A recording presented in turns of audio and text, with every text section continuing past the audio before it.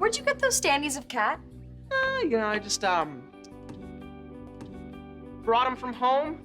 Ariana Grande has been making strides lately with her new album Petals coming out. I thought there was no better time than to isolate the character experiences with Cat Valentine from Victorious. Now, Cat Valentine is a very interesting character. She's very bubbly, claims to be naive, but sometimes lets on to know a little bit more than you expect her to. But all around, she is just this stereotypical blonde type character. They haven't really given her so much depth, and I'm even talking about the relationship with her and Robbie, where they never fully developed anything, despite the fact, they built towards something. Yeah, the Dan Schneider shows are weird like that.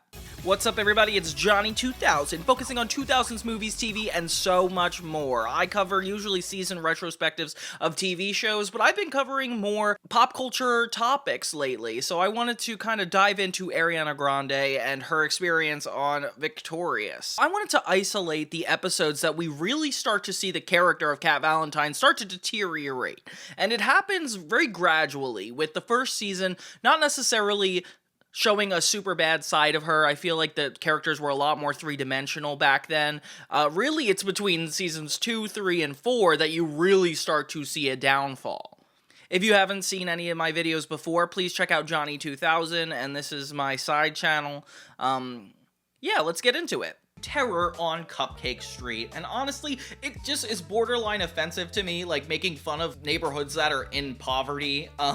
If you've seen this episode before, you kind of know what I'm talking about. We start by mocking the performing arts aspect of the show, with Sikowitz putting a bucket on Tori and Andre's head to perform a scene, and yeah, it's definitely difficult. I don't know what the exercise is with this, but yeah, sure. Sikowitz dismisses every character that isn't the main cast, and it's kind of ridiculous when you think about it. The meta jokes are just really bothering me. In this moment, I realize I like Sikowitz when he's not necessarily the performing arts teacher, but the creepy guy, which is really sad to think about. I just feel like as a theater teacher, he's not that fun and a little cringe sometimes, but then when he's acting weird, it feels somehow normal? I don't know. If anybody shares this opinion with me, please comment below. I don't know. So they're talking about a parade to raise awareness for parades, okay? Kind of reminds me of when Sunny with a Chance did a walkathon against reading, which was actually super funny. If you guys haven't seen my Sunny with a Chance video, please check that out. Those episodes just go crazy. So Sikowitz asks the kids to put together a float that could be inside the parade, which putting together this whole giant cupcake? Yeah, okay. So Kat's idea is the one they all go with, and it's the giant cupcake. I love it. Trina inserts herself into the narrative, despite the fact that nobody really wants her, and honestly, it's just always bullying with them. It just feels like it's bullying. They reject her at first, but you know that she's inevitably gonna be coming back.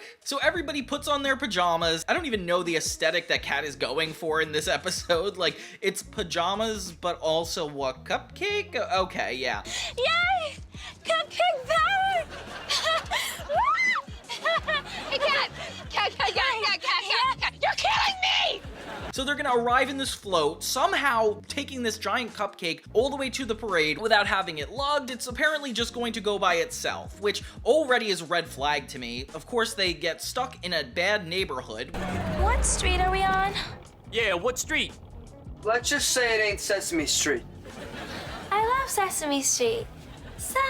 No! We learn that Sikowitz doesn't have a license that's valid. Okay. And yeah, so Beck ends up driving this thing, which I don't even like their pajamas. It would be cute if they like had some sort of theme, but it just seems like everybody's is just random and they don't even sync up with one another. Kind of a random vendetta I have against this, but yeah, it could have been cooler. So yeah, they get lost in this neighborhood only to be worried about the dangers, and they're pretty much talking like they're in a war zone throughout the whole episode. Like, honestly, you could just actually put them in a war zone, and I think that would be more appropriate. Maybe they can help us. Hey, fellas! Yeah. as opposed to just like making fun of just bad neighborhoods or low income neighborhoods, saying that they're all dangerous. Psychowitz goes out to look for help, but just ends up running away. Oh my god, what a horrible teacher. So now they're stuck in the Cupcake, another stuck episode. If Drake and Josh didn't do it, iCarly, it's just everything with the Dan Schneider shows. They have no bars, and then it's starting to be a little realistic. The cops don't believe Psychowitz is actually in danger, so they arrest him, which is so funny. Honestly, he should be arrested for being a bad teacher. Andre and Beck are the next to go out, coming back beaten up, which I'd love to see who actually beat them up, because I don't even believe this. Next thing you know, a bunch of people start attacking the Cupcake, and then confetti flies out of it to scare them away. Aww. So they just accept that they're not going to get to the parade on time, and the plot is just taking a complete negative turn. And honestly, it's kind of funny. I wish there was like more reason for them to be worried. Like, it just feels like that this isn't 100% fair. Tori ends up going out to the streets. Yeah, Tori in the streets. This would be a good movie, honestly. I would like to see that. And she goes to talk to some random people that are having a garbage fire, okay? She says he doesn't look like he would have a hamster, which is kind of rude. Yeah, like, this stereotyping is horrible. But these guys end up coming through for them, proving that they could still be good people, although the entire cast backs away from them like they're terrified, and it's like, they're not that different from you and I, guys. Like, I don't understand why they have to treat them like such a different divided class. But yeah, that's just an issue with our country, I guess. In the end, the street thugs come along into the Cupcake, and yeah, they don't go anywhere but home, just singing The Wheels on the Bus. The end. Oh, well, I guess we get Psychowitz running around, but yeah, that's essentially how the season ends. Can you imagine? Next, we have Prom Wrecker. The Victorious Prom episode is surprisingly close to Sunny with a Chance's prom episode, which I find really funny. It's called Prom Wrecker Season 2, Episode 5. And it all starts with this episode of Tori and Cat watching Andre kiss. Okay, it's just like a really weird stalkery moment that we don't talk about, and it's like it's normal for teens. Like, this does not happen. So Rex, which is the dummy of Robbie, talks about going to the Northridge prom. Those Northridge girls.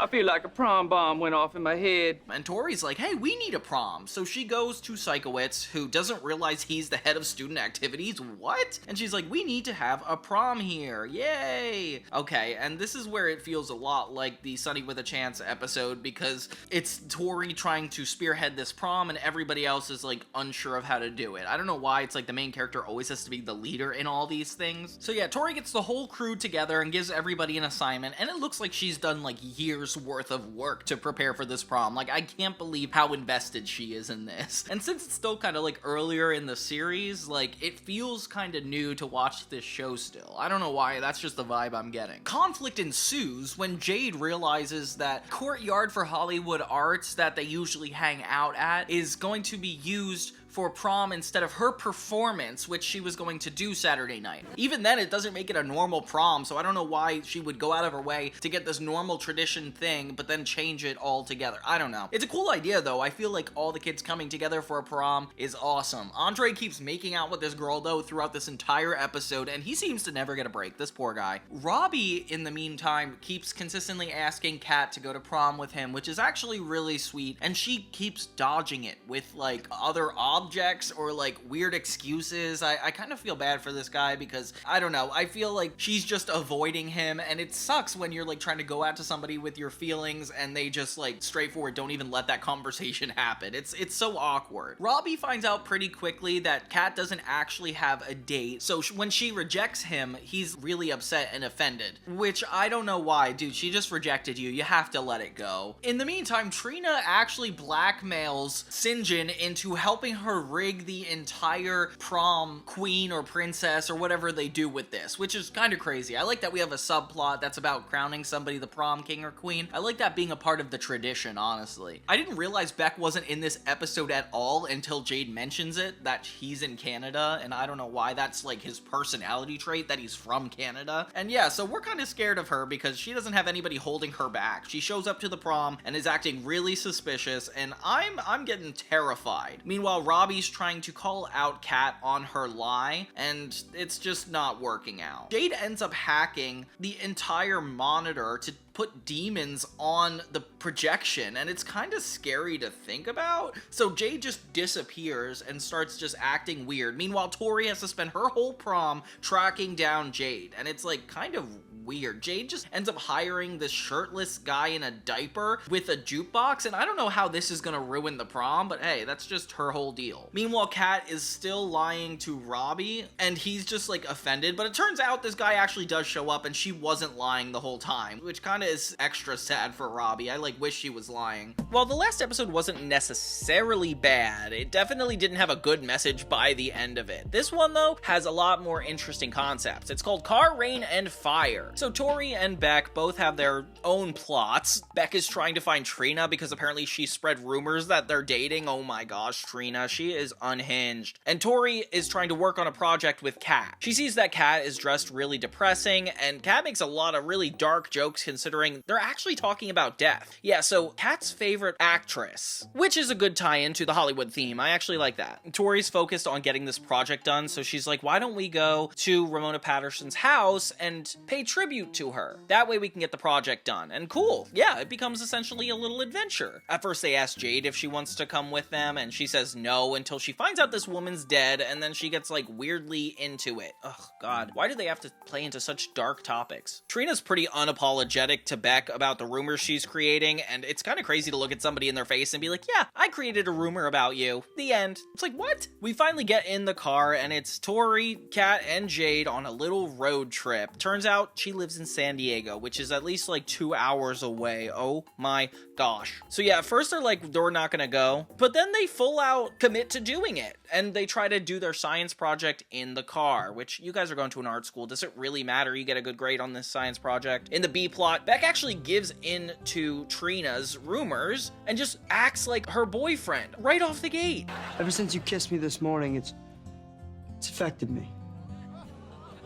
Well, I had a burrito for breakfast. Was it the onions? I like you. What? And even kisses her. You don't know what's going on. As an audience member, I think this is insane, especially since him and Jade aren't together. I'm like been thrown for a loop. The adventure with the girls ends up getting worse when it starts to rain, and it turns out they don't have a hood. Oh my gosh. So it's Cat's brother's car, and they do not have any of the things that you need.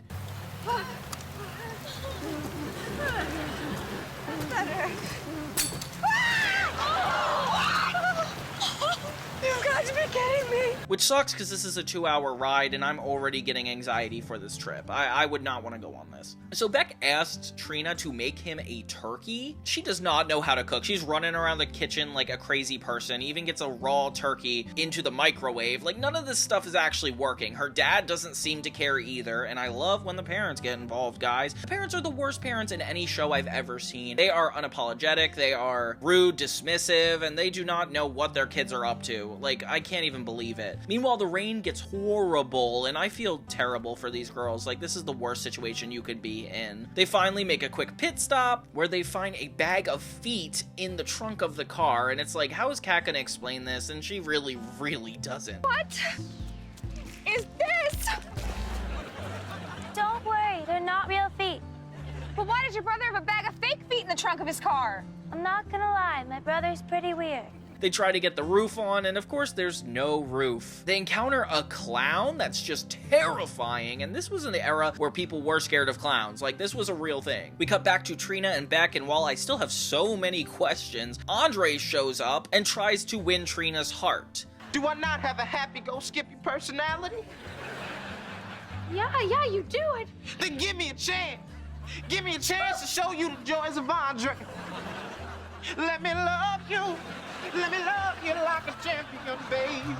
Beck then arrives and starts to fight Andre about this whole situation, and this is like Trina's dream come true, but she's terrified. And now I think I see what's about to happen with these people. It must be like an act of some sort. They finally get to Ramona's house, and Kat brings a picture and lights some candles, and it's a really, really sweet moment with Jade and Tori realizing why they came all this way. Aww. But they're interrupted by the actual woman herself, who didn't die, and like, how in the world did these guys get onto her front lawn so close? If she's really like a famous actress, I don't think her security would be that minimal. Why did you think that she was dead? I read it online.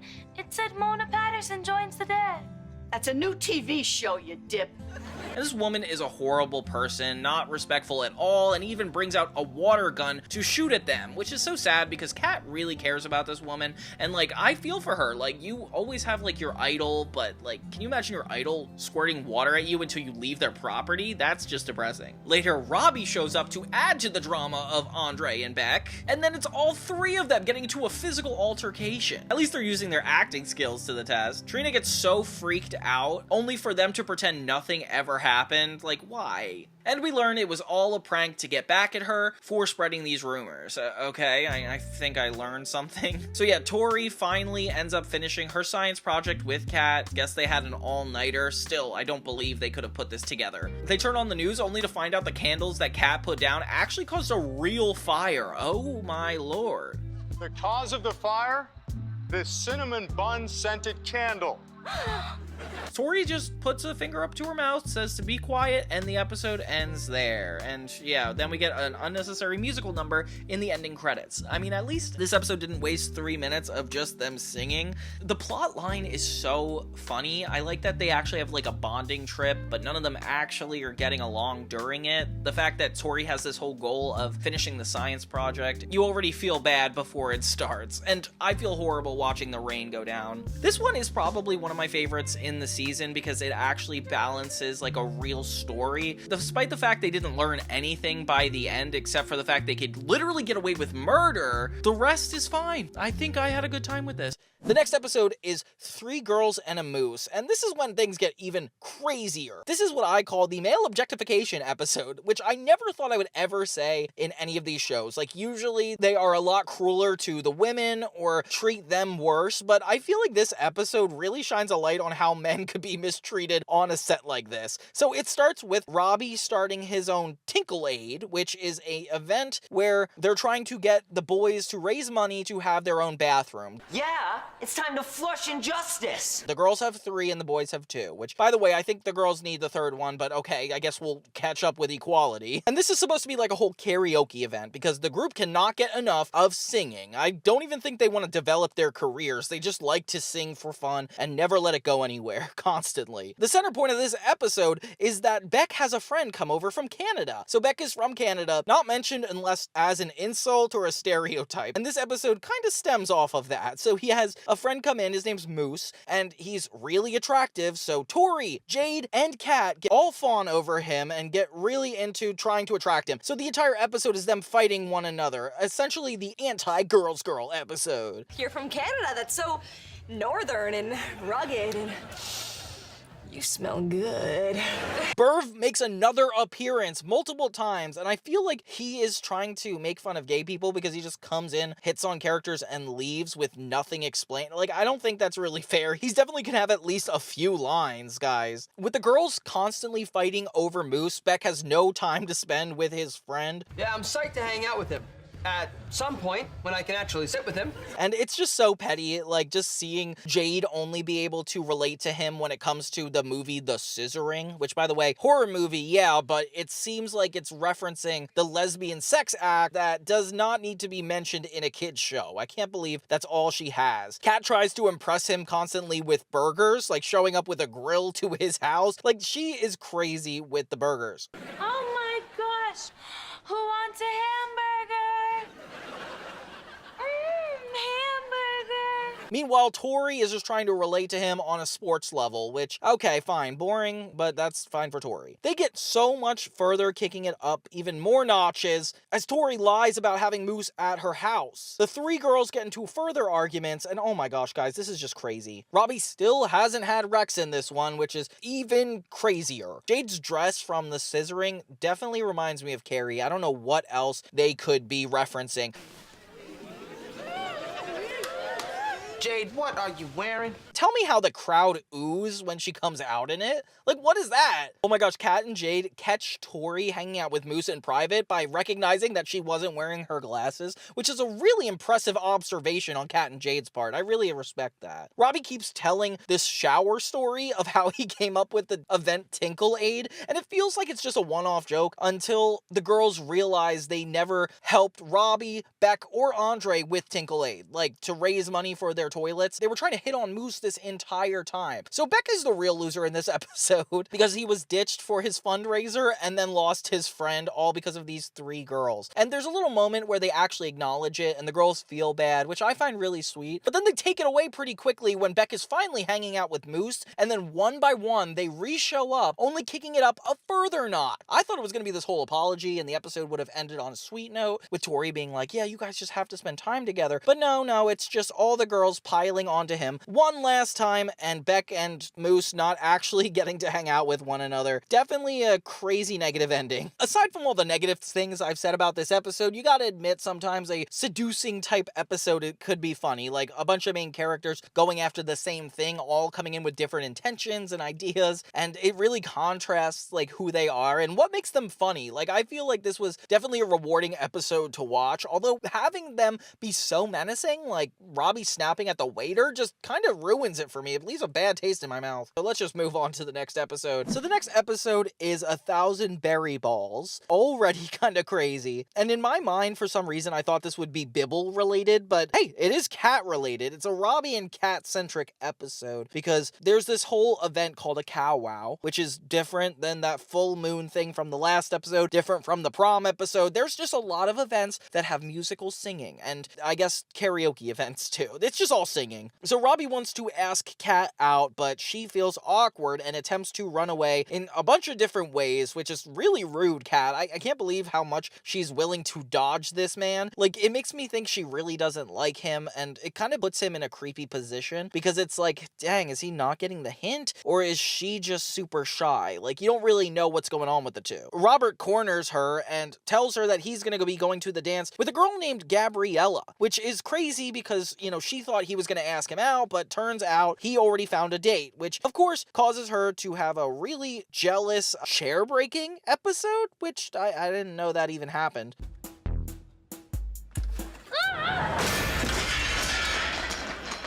Gabriella.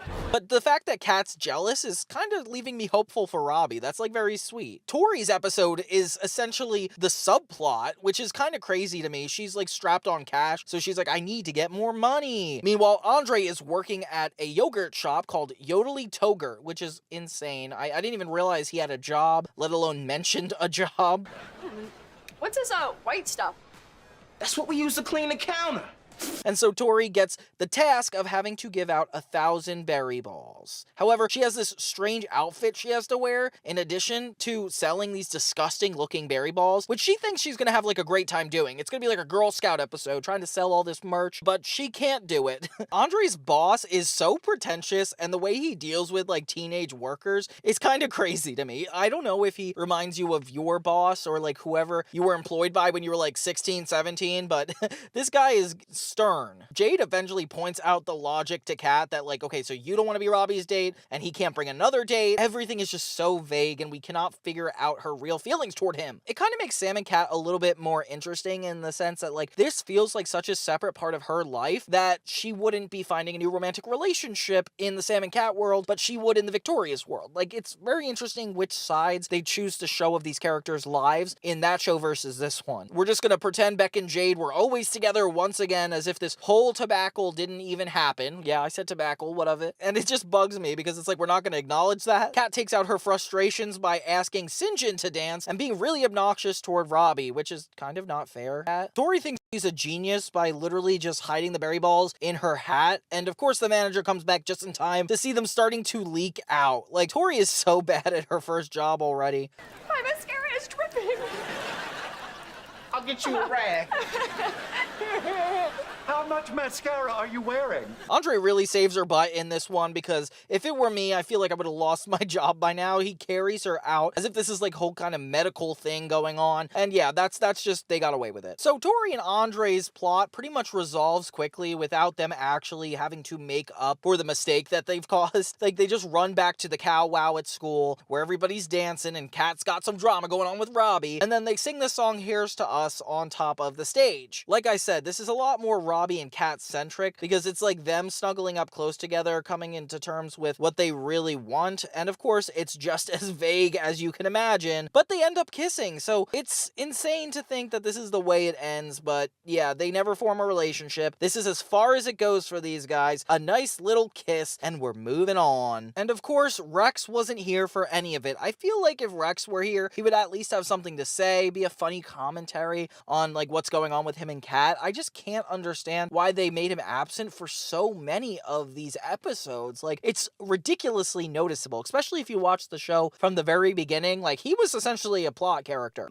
Final episode in this set of Victorious episodes is probably the most toxic I feel like I've ever seen in the series. Now, I'm not saying it's bad, I'm just not saying it's good at all. It's called the Blonde Squad, and the whole premise is that Tori, Jade, and Kat play blonde characters with blue eyes in a movie project that they're shooting at Hollywood Arts. Middle of the room. This area from here to like right around here, this whole section I'm indicating with my hand gestures. Clear! Of course, Beck is the host. He's the director. Not surprised to see that. I'm not sure if you've seen online, but there's like a video out there of the character Beck actually directing a short film on YouTube, and I think that's actually pretty cool. It makes this episode seem a lot more legitimate. I do feel like the biggest concerns that come with kids' television all come out within this one single episode, so we're not gonna take this one super lightly, guys. It's the objectification of it all, and looking at being objectified as a superpower is just so annoying, and how positive Tori takes it is even more annoying. I'm not gonna say it's not funny. Like, it's hard to argue with this not being funny. Andre literally has a bird on set. That's the whole B plot, but we're not gonna get into that quite yet. Beck's movie is actually really funny. I don't know if it's supposed to be serious or funny, but it's funny. And Tori makes a suggestion that, hey, what if instead of being ourselves again, we just stay as these characters and go out and get sushi, okay? So then she takes them to the restaurant where she gets water and assumes that people treating them better. It's so funny. We get the kid from Desperate Housewives, which I don't know a lot of shows, but that is one I did have fun with. And he hits on Cat. Oh my gosh. So yeah, blondes really do work. Meanwhile, Andre and Beck are trying to catch this bird, but end up catching St. John, of all people. Oh my gosh, that's so funny. Tori gets way too into flirting with this guy, and then his dad comes up, and it's so funny the way he's like just downright aggressive. Which, why are we portraying the world in this way? Like, I get that there are dads out there that would be this aggressive, but do we need to highlight it and make it fun? I don't think so. I didn't realize Tori had a Katy Perry sticker in her locker, or a giant picture of Dan Schneider that says "Who's Hot" in the background. Yeah, when she's talking to Trina, you could see Doodalicious in the background. What is going on here, guys? This just feels like propaganda. So Kat gets super pumped when this leads to a new relationship for her,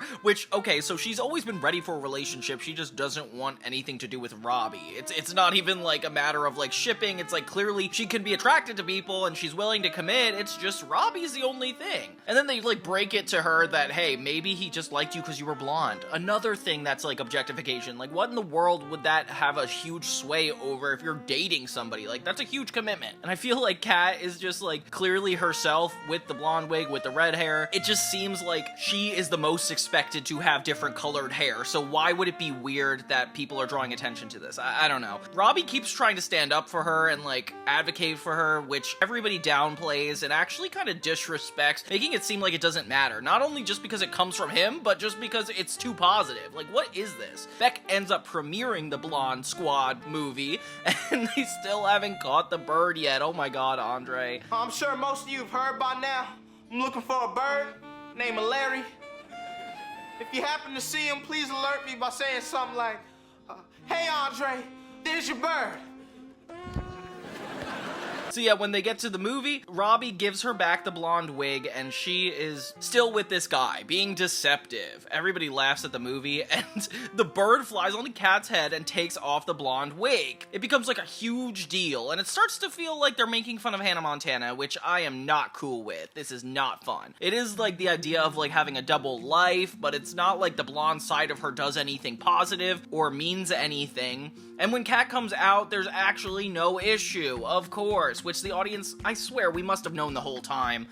Andre comes out in the blonde wig, and I love that part. That is probably one of my favorites. Tori and Cat have a little bit of a heart-to-heart, but it doesn't feel like anything is made up at all. And it ends in even more confusing way, as Robbie comes out and sings to her, essentially professing his love, and she just sits there and enjoys it, but then by the end doesn't do anything and just moves on, just to show that you do not have to take account for your self-worth and just move on. Like, I'm not saying they even have to get in a relationship, I'm just saying, like, she should acknowledge her self-worth and actually, like, make a decision that's healthy as opposed to just going for the worst. I don't know, this is just a little too much for me. All around, it's like such a good comedic episode, but everything they're saying in it and trying to portray is so negative and definitely not helpful to our culture. But hey, I'm not surprised. They just were trying to be edgy for kids' TV, and I don't think that's always like the most impressive thing. Yeah, I just think we're glorifying things that are not good.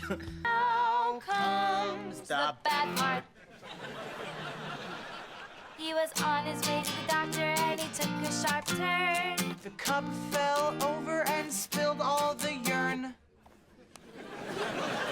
64 plus 9 equals 73. But please don't feel bad now that your car smells like pee.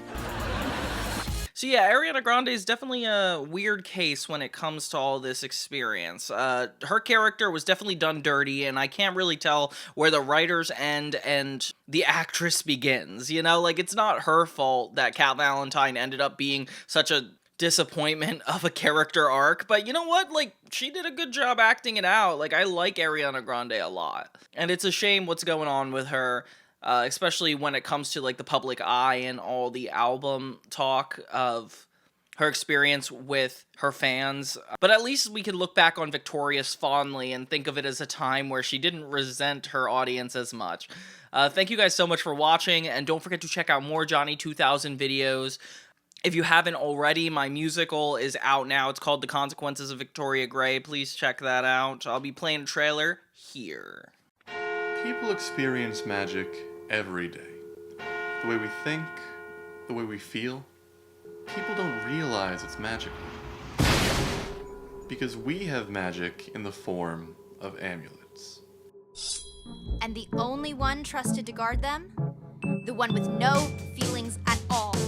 Anger, resentment, only see you dropping more people that you cannot feel.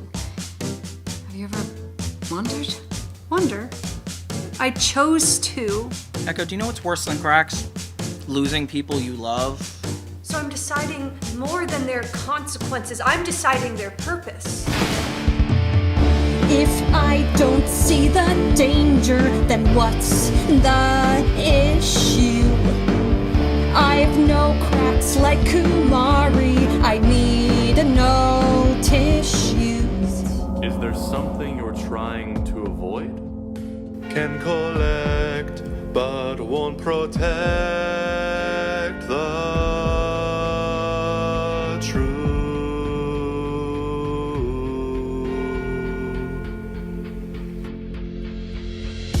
I've never been scared of the sun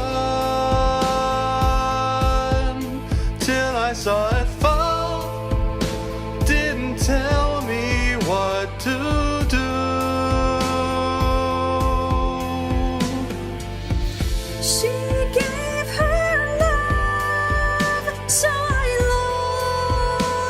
loved it. Independent, another sentient memory. Use the amulet with your feelings, not to stop them. Crystal moon, capable of erasing negative memories. Cool, right?